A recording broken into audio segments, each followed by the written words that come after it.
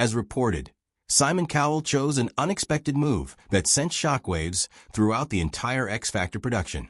This wasn't just about the music, it was about defiance and control, and the contestant who decided to push the show too far. The 6-chair challenge was never meant to be easy, as it was deliberately designed to push contestants to their limits. Whereas the warm, optimistic buzz of the early editions or the drama-filled intensity of the live shows was diluted by some degree of familiarity, some element of safety. This round was raw, unmitigated pressure. You only got one chance to wow the judges, one opportunity to get a seat, and even that could be wrested from you the next moment. In 2015, that pressure snapped, and things rapidly escalated beyond anything the producers could have envisioned. Wembley Arena was filled with more than 5,000 people that day, all ready to boisterously cheer, boo, and respond to whatever kind of mayhem was to take place on stage. The judges, Simon Cowell, Rita Ora, Cheryl Fernandez-Versini, and Nick Grimshaw, sat poised in their familiar seats, ready to be treated to some long hours of performances. Everyone was aware that this round was vicious, but nobody could have anticipated how tense and awkward things were about to become. On the list of dozens scheduled to play was a 21-year-old named Mason Noyes. He wasn't a household name, not yet. Most spectators couldn't recall his initial audition, which had been broadcast for under a minute earlier in the competition. It was the sort of blink and you miss it cut that registered in barely any way with television viewers. But the people who'd seen him live knew he was something special. Mason had performed confidently, integrating R&B, pop, and his own vocal style. He looked classy, held himself with intent, and never seemed flustered by the commotion or distractions surrounding him. That quiet assurance set him apart, but in the universe of the X Factor, standing out was often both a blessing and a curse, particularly when the round was one of spectacle and emotion. In the wings, producers were working at a furious clip. There was no time to waste. Contestants were briskly ushered in and out, song selections double-checked, microphones fiddled with, cameras reset. The format allowed for no mistakes, and at any given moment, a mediocre performance could become one that would be remembered. Contestants either dazzled, fell, or, most often, did something entirely out of the blue. Mason remained respectfully silent in the midst of this mayhem. When he was called, he stood up, walked into the blinding lights, and positioned himself at the center of the stage. The audience welcomed him with muted applause, the sort that you offer to a person you're not entirely sure of yet. He nodded briefly at the judges, microphone in hand, ready to go. The music started, a shiny, energetic medley reminiscent of musical artists such as Justin Timberlake and The Weeknd. Mason danced confidently, blending falsetto with rhythm and executing vocal runs with ease. He didn't do too much. There was restraint in his being that hinted at experience. He wasn't attempting to win the audience over. He was proving to them that he already was where he was. When he was done, there was a brief silence, the sort that makes everyone hold their breath for the first of the judges to comment. Mason remained frozen. The audience applauded. A few cheered. The panel looked at one another, slightly taken aback. It hadn't been a bad show, not by a long shot. It had actually been one of the most refined performances of the day. But the silence was just a little too long. No instant critique, no swift compliment, no Simon smirk. Something didn't feel right. Mason fiddled with his microphone, looked out at the crowd, and breathed a deep breath. He had something on his mind, and within the next few seconds, everything was about to be turned around. For all but a few of the contestants, making it to the 6-chair challenge was a dream realized. For Mason Noyes, it was accompanied by a chip on his shoulder. What many in the arena weren't aware of, and what most people watching at home largely missed, was that his initial audition had barely made it on TV. While other contestants were shown in lengthy, emotional montages with interviews, reactions from the audience, and lengthy performance clips, Mason's audition had been reduced to a mere 47 seconds. That remained deeply ingrained in him. His anger wasn't that he was being sensational, it was personal. He had performed well in his audition, and the judges had liked it. So why was he reduced to screen time of less than a minute? Why was his name only faintly spoken of? While everyone else had their tale told to the end, those 47 seconds were anything but an edit to him. They represented the entirety of the injustice in the process. And so when Mason arrived at Wembley Arena for the 6-chair challenge, he wasn't there to simply sing. He had something to prove and something to say. Then, having completed his meticulously practiced medley, tension within the room was already palpable. He had struck all the notes and performed with a degree of merit that should easily warrant consideration for a seat. But Mason wasn't going to sit patiently for the judges to make his fate. Before anybody on the panel could say anything, he addressed the crowd and said, "I've got something to say." Initially, there were only a few yelps and scattered noises from the crowd, but then his voice became louder. "You know what? I invite you all to record this or hold up your phones. They ain't going to throw 4 or 5,000 people out." He was not kidding. Mason was encouraging the audience to make a record of what was going on. He wanted the moment to be captured. Whatever was going to happen, he wanted it recorded. The judges were amazed, particularly Simon Cowell. "Mason, just 1 second," snapped Simon. "What entitles you to say that?" Mason refused to stand down. "With the first audition I watched on Saturday, people had 10 minutes, he said. He hesitated, then went on, "I went to 47 seconds. That was when the audience responded. Some applauded, others were confused, and many just stood there and watched, wondering if that was a part of the act or something entirely unexpected." Simon's reaction was quick and biting. "Mason, you know what?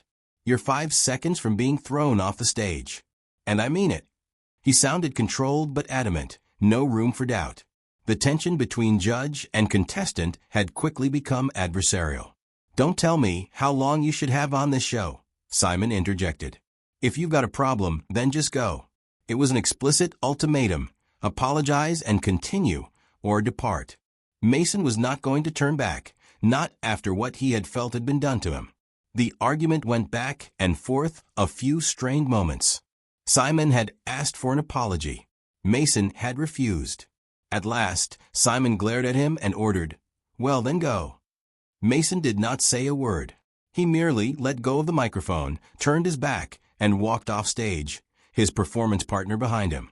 The arena was silent. In an instant, a great potential contestant was gone, not due to his ability, but due to what he had decided to say and how he had decided to say it. What followed would shock the production team to its core, the judges' panel, and the X Factor fanbase. But behind the scenes, something else was already on the boil, something which would quickly change the direction of events. In the annals of the X Factor, few events had unraveled so speedily or so publicly as the showdown between Simon Cowell and Mason. What had started out as a slick performance became an awkward standoff. The moment the lines were drawn, neither man was about to give way. When Simon said, "You are 5 seconds away from getting thrown off the stage," he meant every word. It wasn't a scripted stunt or a clever ratings ploy. It was raw instinct. The authority Simon wielded over the show wasn't just symbolic. He had the power to end a contestant's journey in an instant. And in that moment, Mason was testing the limits of that authority. For the judges, Mason's behavior looked arrogant, disruptive, and even disrespectful. The panel had already been listening to long hours of consecutive performances. For them, Mason's unexpected outburst wasn't only surprising, it was startling. The presentation of the show was not meant for contestants to take the microphone and give speeches. There was a rhythm to the production, a process there. And Mason had tossed that process in the face of a live audience. And Mason didn't blink. He didn't collapse under the pressure of the confrontation. And that alone only served to ratchet up the tension. When Simon asked for an apology, it was not just about mending fences. It was a challenge in a nutshell. Mason admitted that he had disobeyed rules, or he left. Mason left. When he dropped the mic and stepped off the stage, it wasn't a sulky storm-off or a shouting contest. It was a deliberate move. He didn't shout, didn't attempt to have the last word. He simply walked away, still convinced that he had said what had to be said. Behind the scenes, the reactions were ambiguous. Some of the crew members were taken aback and did not know how to react.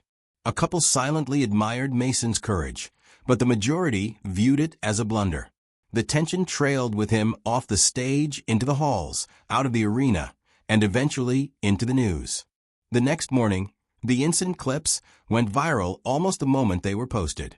Viewers argued back and forth as to whether or not Mason had crossed the line or if Simon had overacted. Newspapers referred to it as a meltdown. Some thought it was career suicide, others as a defiant act against a regime that didn't treat all contestants fairly. Within the production unit, the question shortly became, was Mason for good? Was he going to be barred from the show completely? Most thought the solution depended on Simon alone, and Simon, according to all early reports, wasn't interested in changing his mind. One producer, speaking off the record to the media, said that the backstage fallout was strained, and that Simon was really annoyed not only with the disruption, but with the potential for setting a precedent. The X Factor lived off high drama and emotion, but there was a line. And as far as Simon was concerned, Mason had gone too far. Nick Grimshaw, Mason's category mentor, was allegedly attempting to defuse the situation. He was a fan of Mason's talent and believed his potential lay in appealing to younger fans. But even he realized it would cost him to keep Mason in the running. For the remaining contestants, the message was starkly clear. This was not the forum to rock the boat.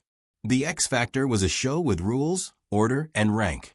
Step outside of that, and your opportunity could vanish, regardless of how great you were. In the days after Mason's explosive departure, the incident swept entertainment news headlines and social media. Fans replayed over and over again the mic drop, the confrontation, the audience's confused response. But the actual drama had moved off stage, where decisions were being made discreetly and firmly. According to several production sources, Simon Cowell wasn't merely upset, he was finished. What began as a discomforting exchange had, in his mind, grown into something much more serious. At a post-show briefing, Simon told producers that it was disgusting. He wasn't talking about the talent of Mason, but about the way Mason had taken over the moment and drawn in the audience. To Simon, that wasn't bravery, it was sabotage. By asking the crowd to pull out their phones and shoot the standoff, Mason had escalated the moment to something greater, presenting it nearly as a rebellion against the control of the show. To Simon, this was risky ground. The words "it was disgusting" started to circulate among the showrunners. It wasn't intended for the public ear, but the insiders had it leaked to the media, which further fueled the scandal. Simon had allegedly stopped watching Mason's tapes, according to his closest people. The door wasn't just closed, it was bolted. Nick Grimshaw attempted to step in, thinking the issue had been exaggerated. He pleaded for a second chance, not because Mason was a showman, but because he was a singer with genuine potential. Grimshaw pointed out to producers that viewers have a tendency to welcome contestants who are unconventional. But Simon had no such vision. His decision was absolute, no apology, no debate, no further screen time. It appeared as if Mason's journey had come to an end forever. Viewers wondered whether he would be back on the show.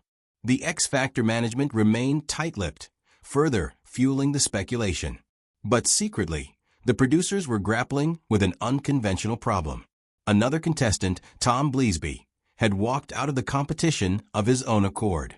His exit created a vacant position in the following round, and there weren't many candidates available to fill it. And that's when Mason's name came up again.